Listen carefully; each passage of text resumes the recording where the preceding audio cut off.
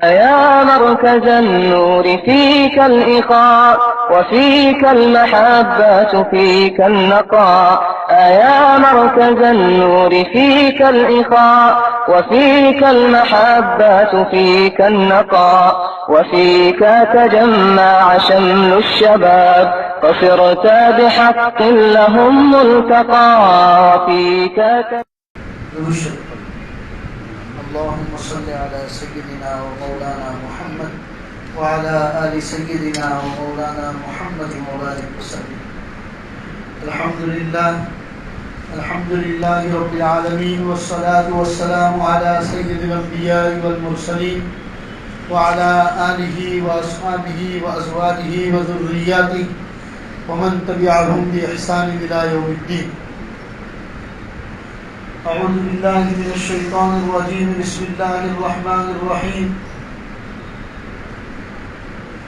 وسارعوا إلى مغفرة من ربكم وجنة عرضها السماوات والأرض أعدت للمتقين. وعن أبي هريرة رضي الله تعالى عنه قال قال النبي صلى الله عليه وسلم بادروا بالأعمال الصالحة. صدق الله العظيم وصدق رسوله النبي الكريم ونحن على ذلك لمن الشاهدين والشاكرين والحمد لله رب العالمين. میرے محترم دینی بھائی، گزشتہ ربیع الاول کے مہینے میں ہم نے نبی پاک صلی اللہ علیہ وسلم کی سیرت مبارکہ کو سنا. آپ کی مکی زندگی اور آپ کی مدینہ المنورہ کی زندگی ہمارے سامنے آئی. پھر یہ کہ قرآن کریم کی روشنی میں نبی پاک صلی اللہ علیہ وسلم نے صحابہ کی ایک ایسی جماعت تیار کی جنہوں نے پوری دنیا میں اسلام کا ڈنکا بجا دیا، اسلام کو دنیا کے کونے کونے میں پہنچایا. آج انہی کی قربانیوں کے ثمرے میں یہ اسلام ہم تک پہنچا ہے. ہماری بھی ذمہ داری بنتی ہے کہ ہم اس اسلام کو صحیح معنوں میں سمجھے، اپنی زندگی میں اپنائیں، قرآن کو سنیں، سمجھیں اور اپنی زندگی میں اپنائیں. نبی پاک صلی اللہ علیہ وسلم کی سیرت مبارکہ اور آپ کی سنتوں کو اپنی زندگی میں اپنائیں. تبھی قرآن کی حفاظت میں یا اسلام کی حفاظت میں ہمارا حصہ لگ سکتا ہے. اور وہ نیک اعمال، نیکی کے کام جو اللہ اور اس کے رسول نے ہم سب کو قرآن اور سنت کے واسطے سے کرنے کو کہا ہے، وہ صرف قصہ اور کہانیوں میں سننے کے لیے نہیں ہے، جمعہ کے بیانوں میں صرف سننے کے لیے نہیں ہے، اس کو اپنی زندگی میں اپنانے کے لیے.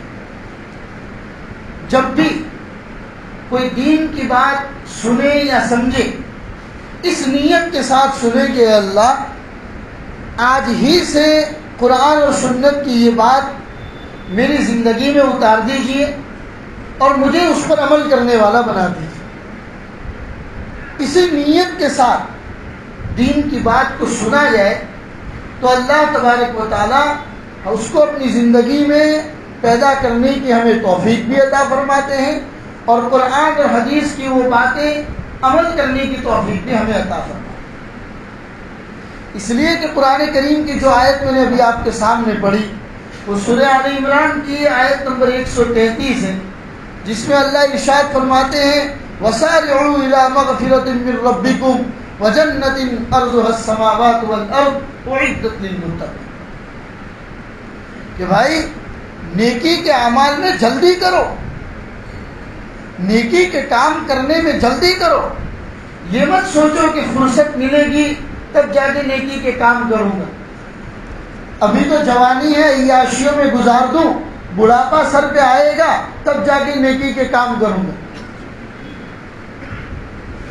انسان یہی سوچتا ہے کہ ابھی تو جوانی ہے، کھیلنے کودنے کے دن ہے، اپنا وقت گزار دو جیسے گزرتا ہے، چاہے فرما برداری میں گزرے چاہے نافرمانی میں گزرے، گزار دو بس وقت.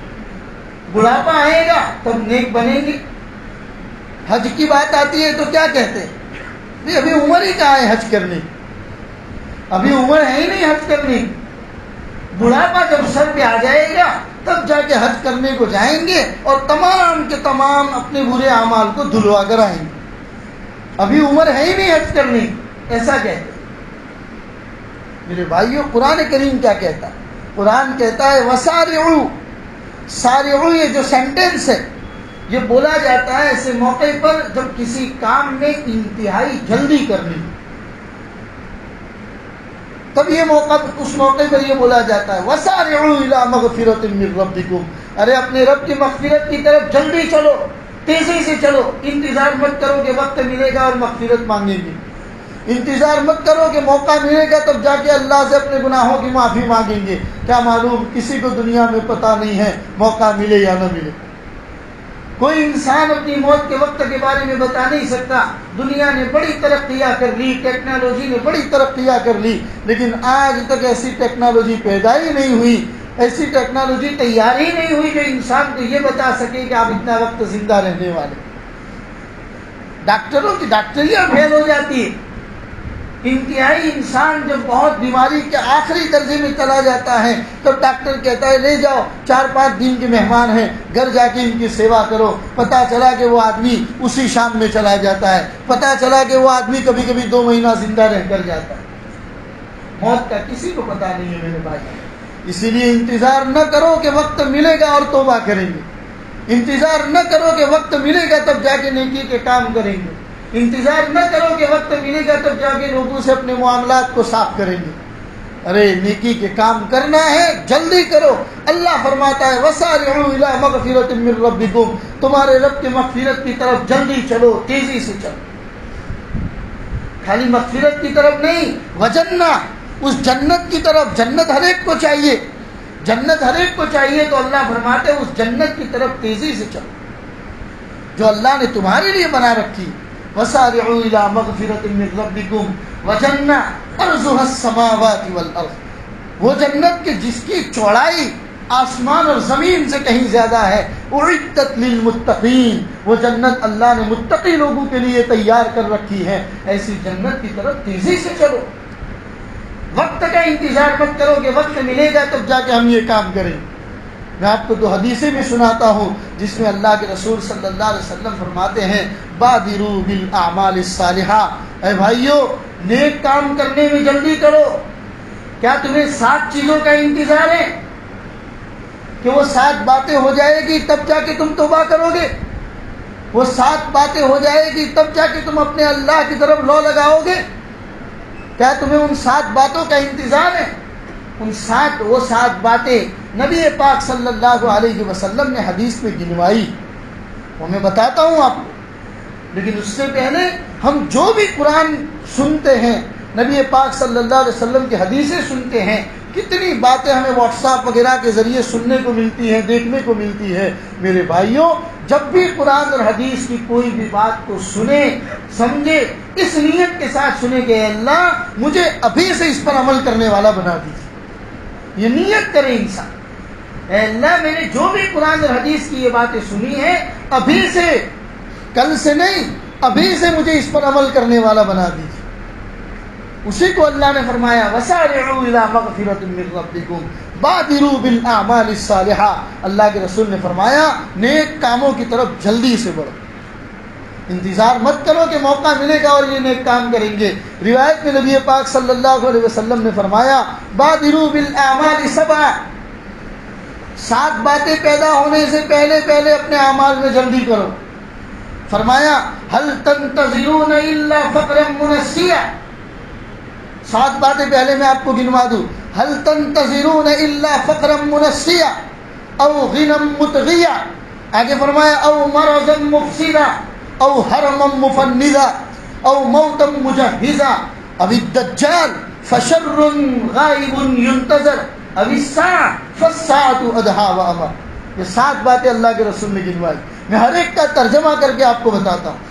اللہ کے رسول نے فرمایا هل تنتظرون الا فقرا منسیا، تم نیک کام میں جلدی نہیں کرتے ہو، کیا تمہیں انتظار ہے کہ تمہارے اوپر ایسی غریبی سوار ہو جائے جو غریبی پچھلا تمہارا سب ختم کر دے؟ میرے بھائیوں، کیا آپ نے دنیا میں ایسے غریب نہیں دیکھے جن کے ماں باپ کے پاس، جن کے باپ داداؤں کے پاس بہت کچھ تھا، انہوں نے کھیل تماشے میں ایسا ختم کر دیا کہ آج نان شبینہ کے محتاج ہو گئے، روٹی کے ٹکڑے کے محتاج ہو گئے، آج مانگنے پر مجبور ہو گئے۔ آپ نے بھی اپنی زندگی میں ایسے بہت سارے لوگوں کو دیکھا ہوگا جن کے باپ دادا کے پاس بہت کچھ تھا، اولاد نے سب ختم کر دیا۔ اسی کو اللہ کے رسول فرماتے ہیں هل تنتظرون الا فقرا منسیا، کیا تمہیں ایسی غریبی کا انتظار ہے جو غریبی پچھلا تمام چیز ختم کر دے؟ او غنم مطغیہ، یا تمہیں ایسی مالداری کا انتظار ہے جو مالداری آئے تو صحیح لیکن گھر میں سرکشی لے کر آئے، جو گھر میں نافرمانیاں لے کر آئے، ایسی مالداری جو تمہیں اپنے اللہ سے غافل کر دے، ایسی مالداری جو تمہیں رسول اللہ کی سنتوں سے دور کر دے۔ کیا تمہیں ایسی مالداری کا انتظار ہے کہ ایسی مالداری آئے گی تب جا کے اللہ کی طرف لو لگائیں گے؟ فرمایا هل تنتظرون الا فقرا منسیا، کیا تمہیں ایسی غریبی کا انتظار ہے جو پچھلا سب کچھ ختم کر دے، یا تمہیں ایسی مالداری کا انتظار ہے جو تمہارے گھر میں سرکشی کے دروازے کھول دے؟ اور فرمایا او موتا مجہزا، یا تمہیں ایسی موت کا انتظار ہے جو بالکل اچانک آ جائے، ایسی موت کا انتظار ہے تمہیں جو اچانک آ جائے۔ ارے اچانک کی موت سے تو نبی پاک صلی اللہ علیہ وسلم نے بھی پناہ مانگی، اچانک کی موت سے، چاہے وہ ایکسیڈنٹ کی موت ہو یا کسی بھی چیز کی موت ہو، خود رسول پاک صلی اللہ علیہ وسلم نے اس سے پناہ مانگی ہے۔ اے اللہ، ہم ایسی موت سے پناہ مانگتے جو اچانک آنے والی، جس میں انسان کو موقع ہی نہ ملے اپنے گناہوں سے توبہ کرنے کا، جس میں انسان کو موقع ہی نہ ملے اپنے معاملات کو درست کرنے کا، جس میں انسان کو موقع ہی نہ ملے لوگوں کے ساتھ اپنے تعلقات کو استوار کرنے کا۔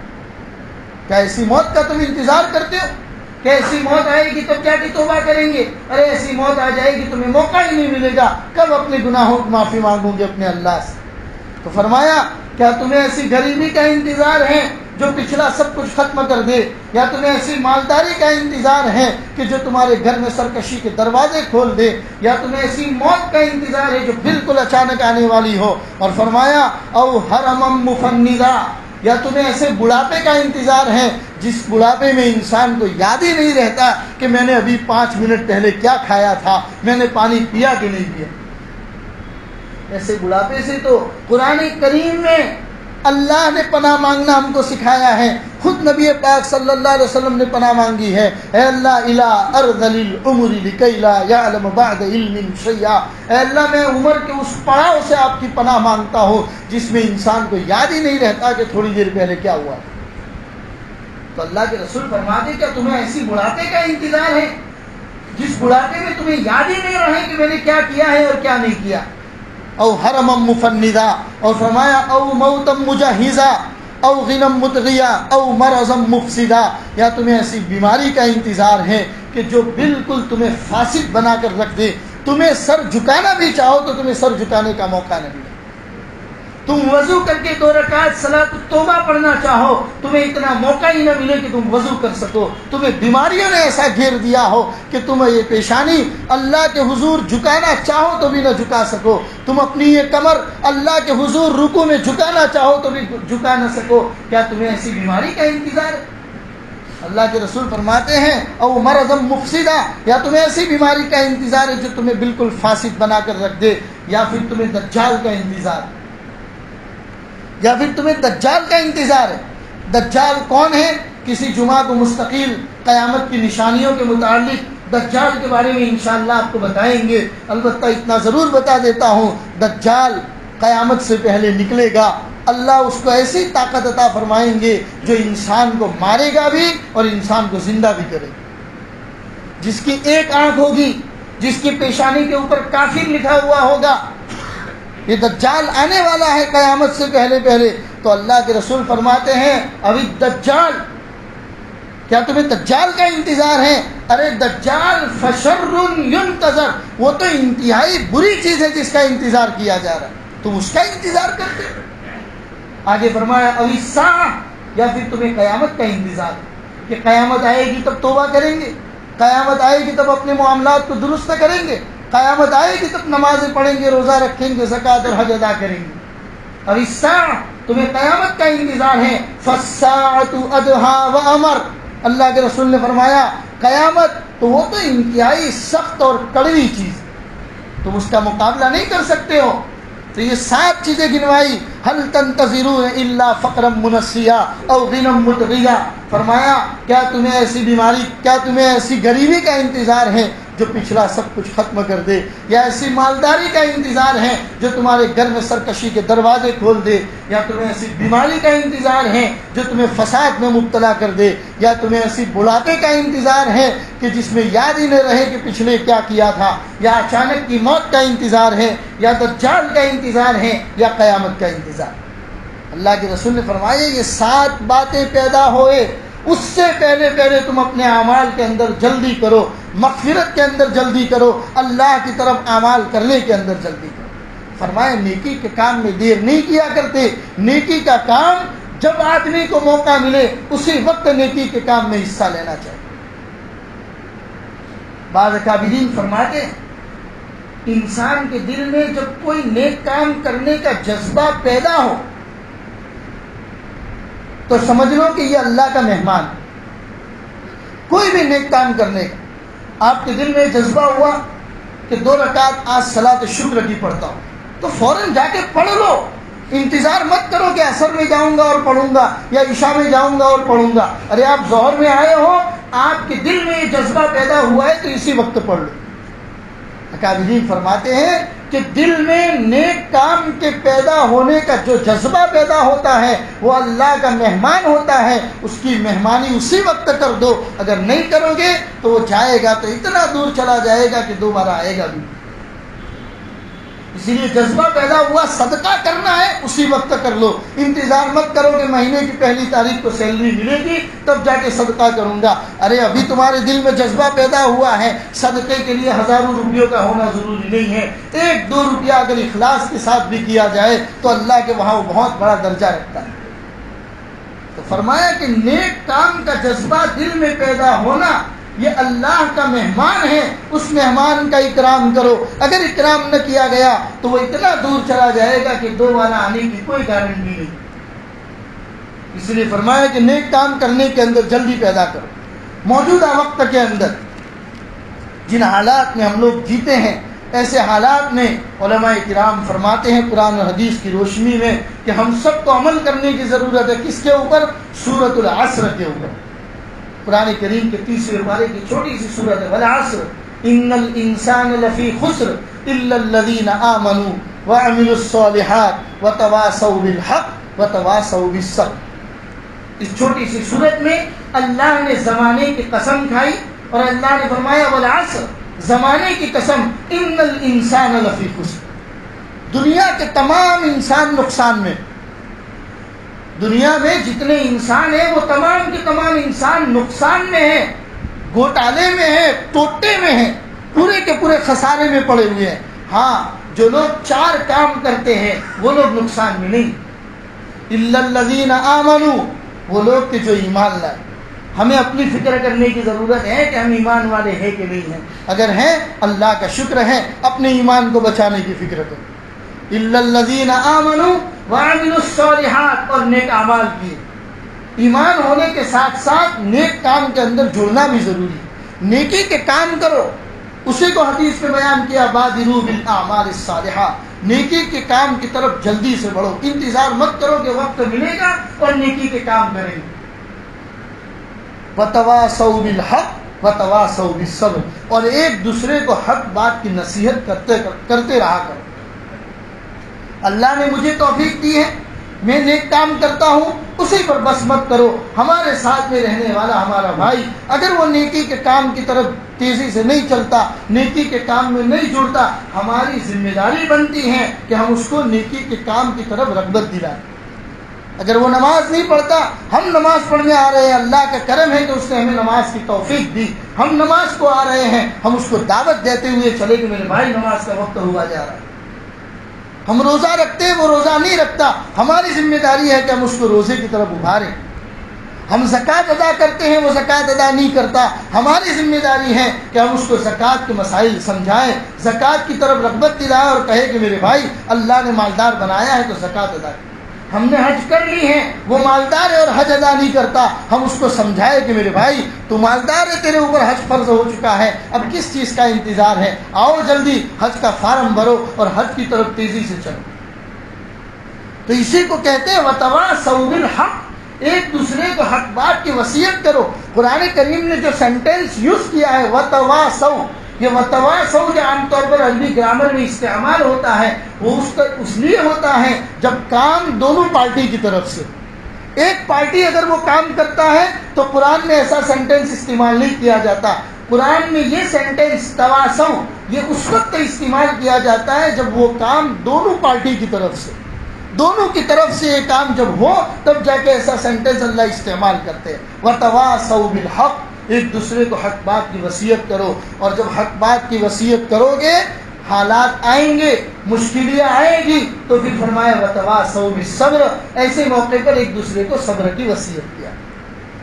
موجودہ حالات میں ہمیں اسی کے اوپر عمل کرنے کی ضرورت ہے۔ اپنے ایمان کو ٹٹولو، اگر ایمان سلامت ہے اللہ سے دعا کرو کہ اللہ یہ ایمان موت تک میرے پاس باقی ہے، ایمان کو فکر کرو۔ اگر ایمان ٹھیک ٹھاک ہے نیک اعمال کی طرف تیزی سے بڑھو۔ آج کی جو قرآن کریم کی آیت میں نے آپ کو بتائی سورہ آل عمران کی، وَسَارِعُوا إِلَىٰ مَغْفِرَةٍ مِّن رَّبِّكُمْ وَجَنَّةٍ عَرْضُهَا السَّمَاوَاتُ وَالْأَرْضُ أُعِدَّتْ لِلْمُتَّقِينَ، اس میں اسی کا پیغام ہے کہ بھائی نیکی کے کام کی طرف جلدی سے بڑھو، نیک اعمال کی طرف جلدی سے بڑھو، اور جب بڑھ رہے ہو تو دوسروں کو بھی بڑھانے کی کوشش کرو، ایک دوسروں کو وصیت کرو۔ اسی کو کہا گیا وتواصوا بالحق، اور اس میں اگر حالات آتے ہیں وتواصوا بالصبر تو اس میں پھر صبر کی تلقین کی گئی۔ تو یہ قرآن کریم کی آیت اور نبی پاک صلی اللہ علیہ وسلم کا فرمان میں نے آپ کو پڑھ کر سنایا۔ ایک اور آیت، ایک اور حدیث نبی پاک صلی اللہ علیہ وسلم کی میں آپ کو پڑھ کر سناؤں۔ ابو ہریرہ رضی اللہ تعالیٰ عنہ کی روایت ہے، وہ فرماتے نبی پاک صلی اللہ علیہ وسلم نے فرمایا ان رسول اللہ صلی اللہ علیہ وسلم قال بادروا بالاعمال الصالحہ، نیک کاموں کی طرف تیزی سے چلو، فتکون فتن کقطع اللیل المظلم، ایسے فتنے آنے والے ہیں، ایسے گھٹا ٹوپ اندھیروں کی طرح فتنے آنے والے ہیں جیسا کہ انتہائی تاریکی رات کا اندھیرا ہوتا ہے، ایسے فتنوں کا تم شکار ہونے والے ہو۔ اللہ کے رسول فرماتے ہیں فتن کقطع اللیل المظلم، ایسے فتنے تمہارے آگے پیچھے اوپر نیچے ہر طرف فتنے تمہیں اتنے زبردست گھیر لیں گے جیسا کہ اندھیری رات کا جو اندھیرا پن ہوتا ہے وہ پوری رات کو گھیر لیتا ہے، ایسے فتنے تمہیں گھیر لیں گے۔ پھر اللہ کے رسول نے اگزامپل دے کر فرمایا یصبح الرجل مؤمنا ویمسی کافرا، آدمی صبح کی حالت میں ایمان کی حالت میں ہوگا، شام کو کافر ہو جائے گا۔ اللہ ہم سب کی حفاظت فرمائے۔ یصبح الرجل مؤمنا ویمسی کافرا، صبح کی حالت میں تو وہ ایمان والا ہوگا، شام ہونے تک فتنے اس کو اتنا گھیر لیں گے کہ وہ کفر میں مبتلا ہو جائے گا۔ اللہ ہماری حفاظت فرمائے۔ آگے اللہ کے رسول نے فرمایا ویمسی مؤمنا ویصبح کافرا، شام کی حالت میں وہ ایمان والا ہوگا، رات کو وہ فتنوں میں ایسا گر جائے گا، صبح جب اٹھے گا تو وہ کفر کی حالت میں اٹھے گا۔ یہ اللہ کے رسول صلی اللہ علیہ وسلم نے فرمایا۔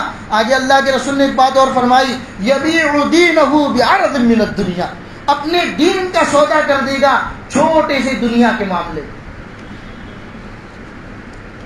آج ہم دیکھیے اپنے کاروبار کو ٹٹولیے، اپنے روزمرہ کی زندگی کو دیکھیے، اپنے روٹین لائف پر نظر کیجیے کہ ہماری زندگی کیسی۔ کہیں ایسا تو نہیں ہے کہ کہیں نہ کہیں ہم بھی اپنے دین کا سودا کرتے ہیں، وہ بھی معمولی دنیا کی بنیاد پر منافع ہو رہا ہے دکان کے اندر، اللہ کے فضل و کرم سے دکان اچھی چل رہی ہے، منافع ہو رہا ہے، زیادہ منافع کے چکر میں جھوٹ بھی بول رہے ہیں، امانت میں خیانت بھی کر رہے ہیں، لوگوں کے ساتھ غلط سودا بازی بھی کر رہے ہیں، اور نہ معلوم کس حد تک گزر جاتے ہیں۔ اللہ ہی حفاظت فرمائے۔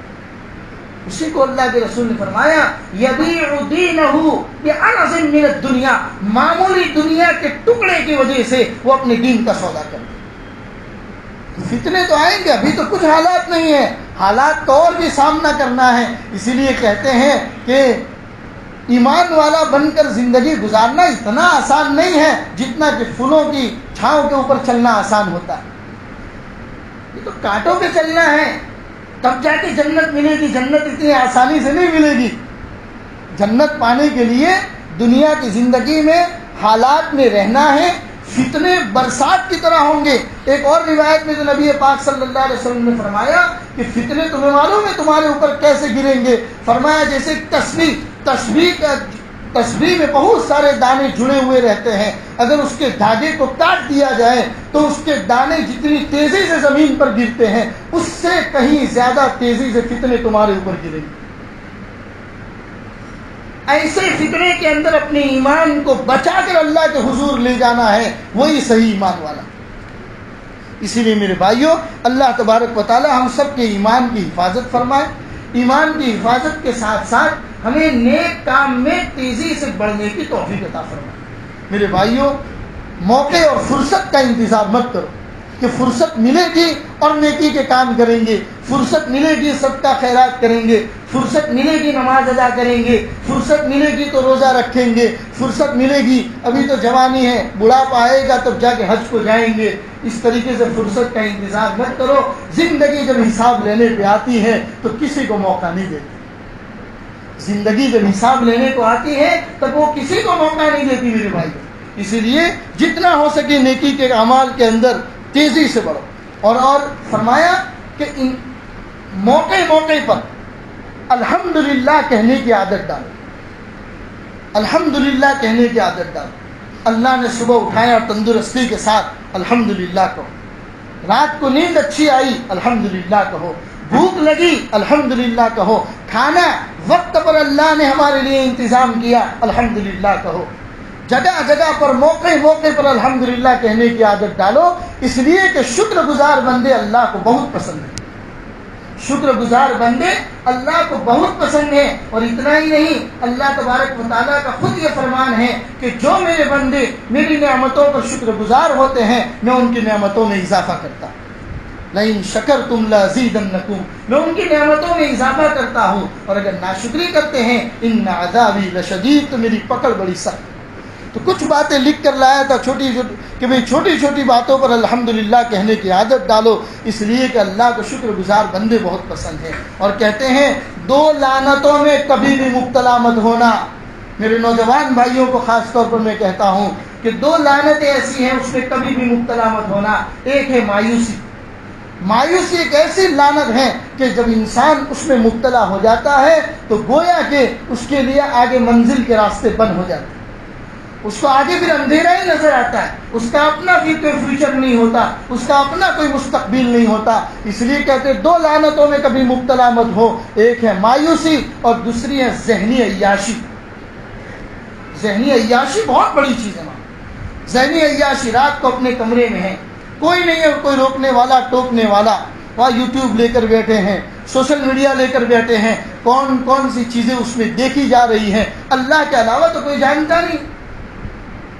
اور اللہ کا یہ طریقہ بھی نہیں ہے، اللہ کی یہ سنت بھی نہیں ہے کہ اللہ تمہیں اسی وقت عذاب میں مبتلا کرے اور تمہیں پکڑ دے. یہ نبی پاک صلی اللہ علیہ وسلم کی دعا کا اثر ہے. دعا کی تھی اللہ کے رسول نے کہ اللہ میری امت کو فوری طور پر پکڑ میں مبتلا مت کرنا. ورنہ اللہ چاہتا تو جس وقت میں اور آپ گناہ میں مبتلا ہیں، اللہ چاہتا تو اسی وقت لقوہ اور اپاہج میں مبتلا کر دیتا. اللہ چاہتا تو ان آنکھوں کو اندھا بنا دیتا. لیکن اللہ بہت بڑا کریم اور رحیم ہے میرے بھائیوں. فوری پکڑ نہیں کرتا، وہ موقع بہت دیتا ہے. اسی لیے اسی کو کہا جاتا ہے ذہنی عیاشی. انسان جب ذہنی عیاشی میں مبتلا ہو جاتا ہے تو پھر اس سے باہر نکالنا بڑا مشکل ہو جاتا ہے.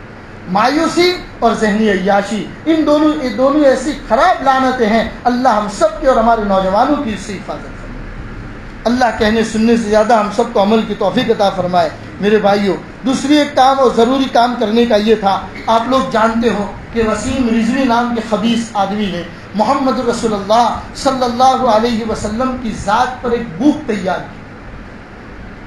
اس کا ٹائٹل پیج آپ دیکھیں گے، اتنا خراب ٹائٹل پیج اس نے بنایا ہے جس میں داڑھی والے آدمی کو بٹھایا ہے. اسکیچ ہے، اسکیچ، کوئی فوٹو نہیں ہے.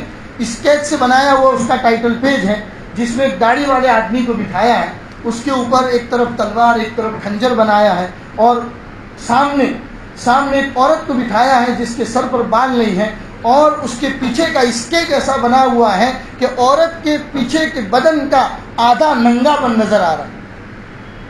اتنی خراب اسکیچ اس نے بنایا ہے، اور وہ کتاب محمد نام کی کتاب اس نے بنائی ہے، اور اس کے ٹائٹل پیج کے اوپر اس نے یہ اسکیچ رکھا، اور نعوذ باللہ، 1000 مرتبہ نعوذ باللہ، اس نے آقا نامدار تاجدار مدینہ محمد رسول اللہ صلی اللہ علیہ وسلم کی ذات کے بارے میں اتنی خراب باتیں اس نے لکھی ہیں۔